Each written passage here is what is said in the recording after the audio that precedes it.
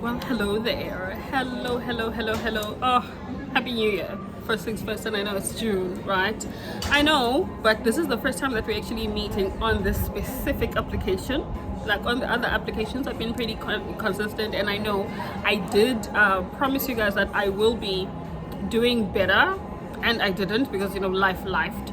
But it's fine. We're here now. We're here. We are absolutely going to be consistent now. I am in nice now. I'm going to try and move my whole bag because my whole tripod is inside my purse because it just cannot, it can't stand still. And if I put it on the table, you'll only see my breasts. So let me show you. Cute, right? Very nice.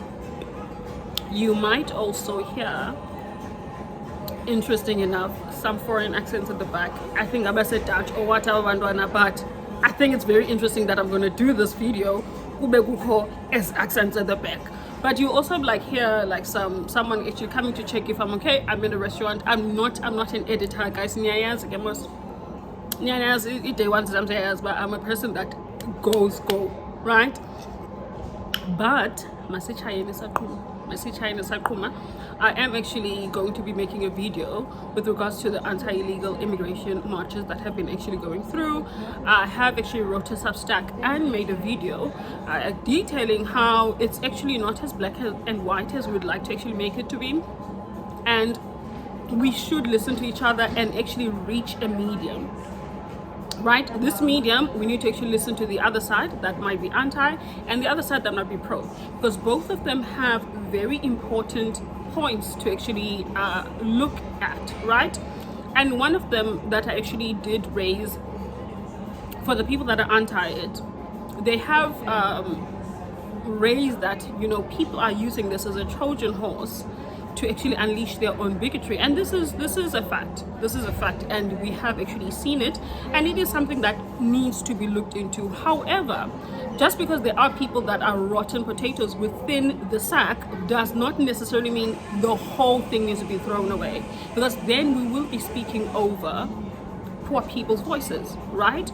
Because you see how the job market is. It's bad as it is. It's bad as it is.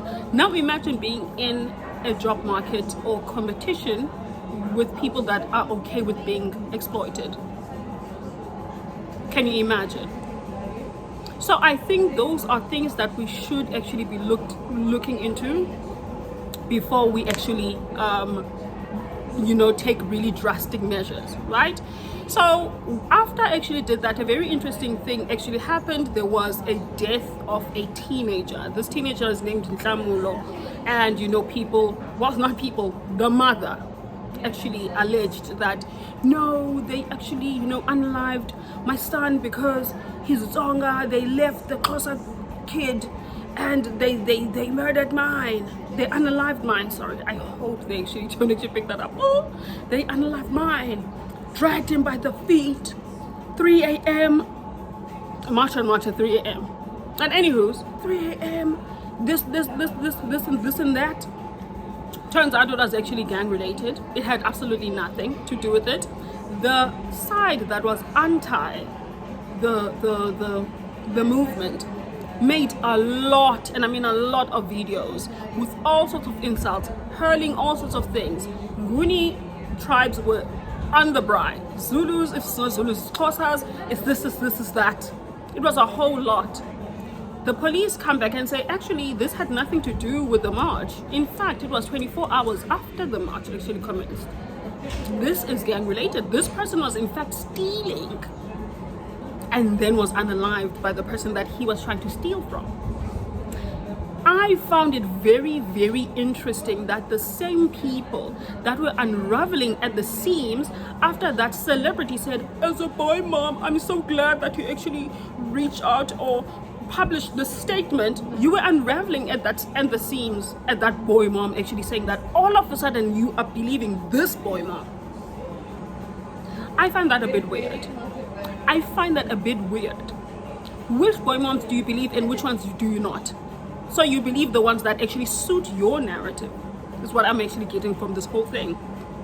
Because We have seen boy moms in action. That's my problem. We've seen boy moms in action. We've seen them actually hide their kids whenever the community actually wants to actually have a piece of him. We've seen them transport their kids to other provinces when the police actually want them. We've seen them do this. All of a sudden, it's actually something that you cannot actually fathom, that a boy mom would lie instead of actually admitting that I have failed as a parent and I've raised a failure that goes around being entitled to people's items that they actually were unalived because of it. Is it a shocking thing? Because we have seen this. And today you are believing this boy mom, and tomorrow if another boy mom comes and actually speaks for their child that has actually maybe essayed someone, now what? Listen, I've seen boy moms in action. I'm not going to lie to you, but lying and victimizing yourself with tribe, a new low. And it's not shocking. It's not shocking, but you have no other choice but to be surprised by the creativity of actually not taking accountability of your own failures and always blaming someone else. With boy moms, there's always someone to blame. If it's not, this girl that is actually trying to actually get something from my son, it's society. If it's not society, then it is tribe. A new one. We have a new entry on the Billboard chart, tribe. Wake. So I found it very interesting, like a couple of days later, now you guys want to believe boy moms. And this is exactly why, for me, a conversation about this becomes so hard, because there's literally people that are just not willing to actually hear poor people. There are people that are just willing to actually speak on for them. And another thing that I will also raise that I actually do not like, before I actually get into that, I will say that if you are a person that has been happy because one of the most horrifying criminals that was actually terrorizing the community was gotten by a mob, like mob justice, and you were like, oh great, minus one problem, you are a hypocrite if you actually are actually looking at this and being against it. Because we have always taken things into our hands when the government is not acting. Poor people have been actually saying this. I'm in Naisna, and if you remember, I think it was last year, if not the year before, there was a building collapse in George, right? And so many people died, and most of them were undocumented immigrants, and they were being paid 10 rand an hour. We are basically telling South Africans to be in the same job market as people that are okay with actually being exploited, because they're not going to strike, they're not going to take them to the CCMA, they are scared for their life. So my question is, what is so hard in us wanting to have law and order in our country? What is hard? What is so hard? And I found it a bit distasteful for those, after this, I hope women know you are next. I'm always next. With or without much and much, I'm always next. I'm a black South African woman. In South Africa, I'm always next. Look at the stats. Like, this is not actually really making me shake in my boots. Who am I next was a hashtag that was actually created even before March and March. What are you trying to say? Ukwakhanya, that little boy that was actually unalived for being gay, were the unalivers from a March and March march, an anti-illegal immigrant march? No, they were not. They were actually his age mates, which speaks a lot on the society that we actually are, on the society that we have. So you using very much horrifying realities of ours to pacify us, or worse, speak over poor people and their plight, is a bit distasteful for me. It's a bit distasteful for me because EGBV doesn't need to wait for any march, really. Like, I could literally be at home and be a victim. So now what? Where do we go from here? where do we really go from here? And to be honest, after this Nhlamulo thing, I've realized that none of anyone from the anti side is willing to have any constructive conversation. That's one of the things that I've actually realized. No one wants to have a constructive conversation. They want to be politically correct. They're not willing to actually be objective in anything and actually really look into it. I have a friend of mine, they are in Japan. They have a qualification in the film industry. They're there to teach English. They're there to teach English. And if they think, oh, you know, Korea has like an opening for one of the K-dramas and whatsoever the case is, they will need to be deported if they ever apply for any other job. And this is also going to be the plight for doctors as well, because a lot of doctors are unemployed, as you can see. A lot of them are going to have to go to China to go and teach English there to actually get something. They're not going to get in China and then realize that one of the Chinese hospitals has an opening and start applying. They would be deported. Regardless of them actually having a degree in YMCMB, they still need to get there and do what they were supposed to do there. These are countries that you look up to.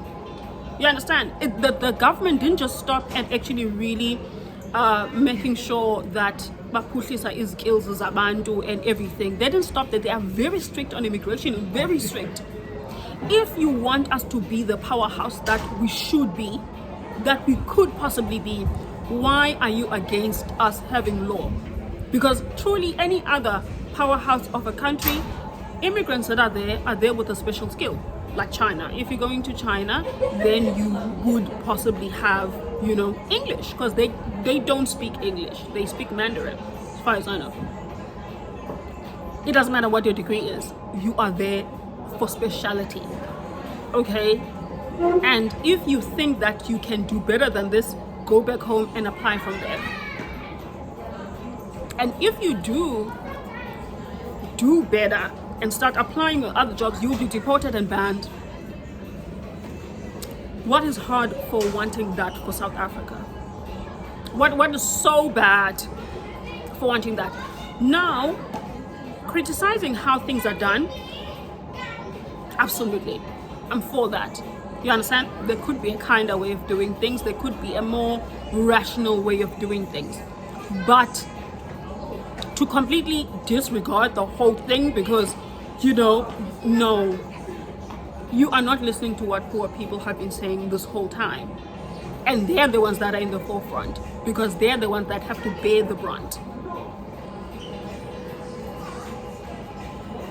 And I found it very interesting to me that every time something fails with regards to this march and this movement,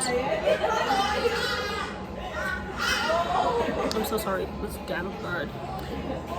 Every time something fails, like if there was something that was against it and it fails, like for instance, this Nhlamulo thing actually failed, and you know what it did? The media was quick to pan their cameras and their mics towards those two KZN Slay Kings. I have real beef with them because one, they were never here on the inception of that whole movement. Those women pushed that whole movement to be where it is now. They came and now they want to be the face of it. The last time one of them trended, he was hurling homophobic insults, horrible slurs, and he was rejected when he wanted to actually get into Mai, so that he actually, I don't know, like chases gay people away. That was the last time, and he didn't actually like get from that. He didn't get anything from it. And then he trended again when he was actually being rejected by Somi's bodyguard. And now he's trending again. Now he's trying to redeem himself. He's quite clear. He's a cloud chaser. He's not someone that you should actually take serious. Plus the other guy, I've never even heard of the other guy. I'm gonna be very honest with you. I've never heard of him, and he's coming here telling black women to actually kneel down. Mind you, there is a picture of him circulating. Oh, he's on his knees for a white woman. I found that a bit interesting. I found that tad bit interesting. So no, those two buffoons do not actually cancel out anything. They actually are opportunists, and I'm not going to lie, they will be the downfall of the movement if the owner doesn't actually really put out a statement or actually start getting herself away from them. Because there is nothing wrong with speaking for poor people. There's nothing wrong. I think it's something that we can actually admit that, okay, you know what? She actually created this movement, and this movement in, good spirits, to actually make sure that, you know what, we also actually have a bit of law and order. And it's not something that is foreign for the people to actually really take it to the streets when the government isn't actually doing anything about it. And I know what you're going to say. Why don't you just go to the government? You too can also go to the government, because the government has been the one that has set the standard that it will not act up until there's anarchy. It set that standard. When it comes to service delivery, people have to take it to the street to go and burn stuff, to burn buildings before they actually start acting. Look now, they've hired 10,000 inspectors to actually inspect all these businesses that are hiring illegal foreigners. Now you're starting to do that. This is something that was supposed to be standard procedure. Only now you're doing it. So if there's anyone that you also should actually be angry at, it's the government. They did not act when people were still very much lenient towards them. And we're here now. I said this even when there was those, Operation Dudula stuff. I said that. I was like, we are where we are at the moment, and it's really sad because of the government. The government never takes any actions up until it's a tad bit too late. And we're here now. And it's really sad that, we really cannot actually have an open discussion about this without the other ones trying to actually really overcrowd and speak over poor people and speak over the other ones because they believe they are the only ones that are right. And I also will say, I do find it interesting that people just assume because someone is from any other country,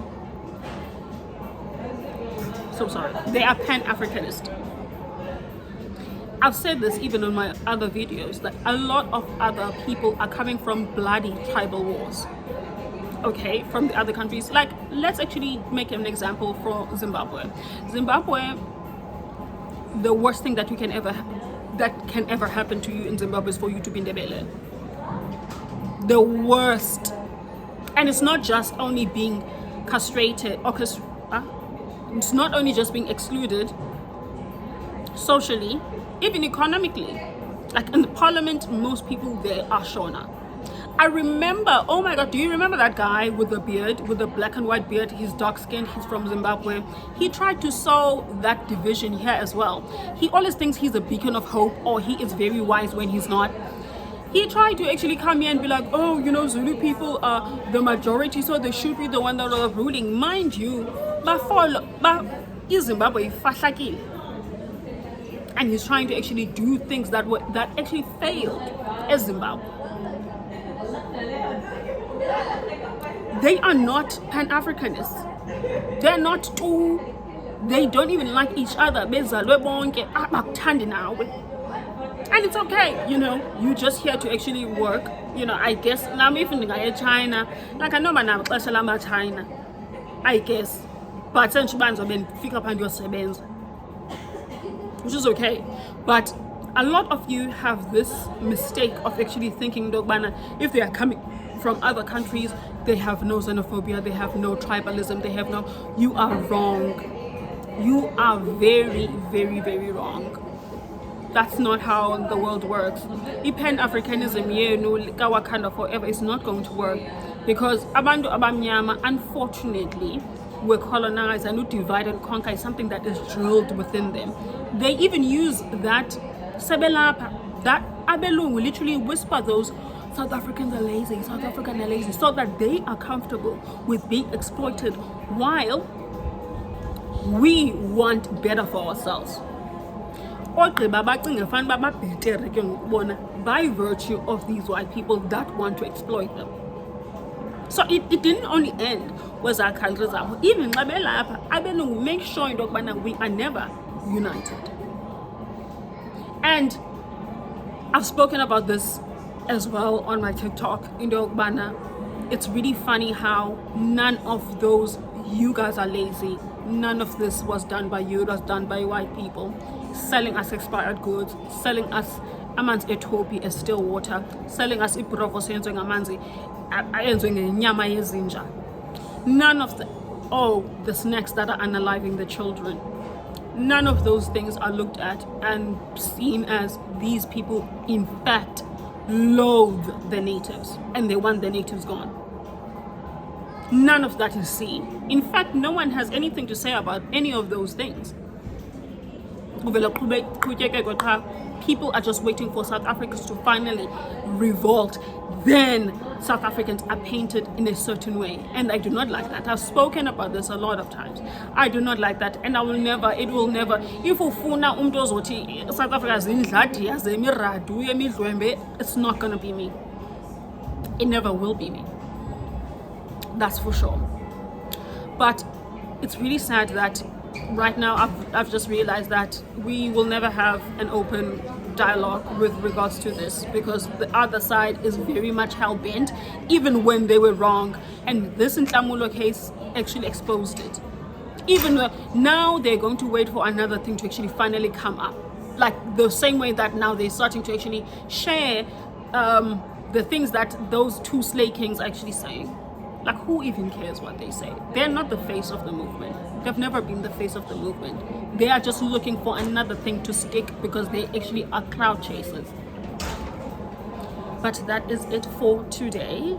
And thank you so much for actually watching my videos, and see you on the next one. So you're just going to check your back and send your... Yes, please. Yes, please.